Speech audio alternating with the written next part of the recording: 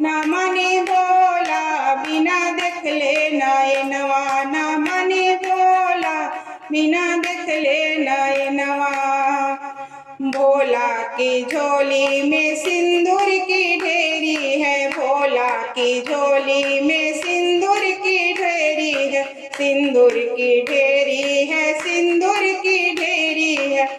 सिंदूर की भिक्षा मिले भोला, सिंदूर की भिक्षा मिले भोला बिना देख ले नयनवा, ना माने भोला बिना देख ले नयनवा, ना माने भोला बिना देख ले नयनवा, ना माने भोला बिना देख ले नयनवा, ना माने भोला। भोला के झोली में बालक की ढेरी है, भोला की झोली में बालक की ढेरी है, बालक की ढेरी है, बालक की ढेरी।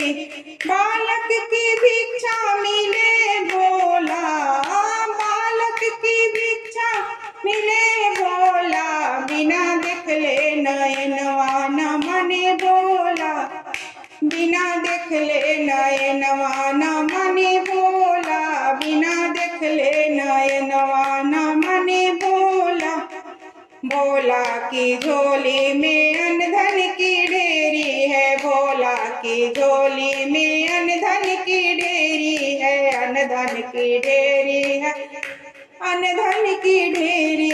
अन्न धन की भिक्षा मिले भोला, अन्न धन की भिक्षा मिले भोला बिना देख ले नयनवा, ना माने भोला बिना देख ले नयनवा, ना माने भोला बिना देख ले नयनवा, ना माने भोला बिना देख ले नयनवा। भोला के झोली में नौकरी की ढेरी है, भोला की झोली में नौकरी की ढेरी है, नौकरी की ढेरी है, नौकरी की ढेरी है, नौकरी की ढेरी है, नौकरी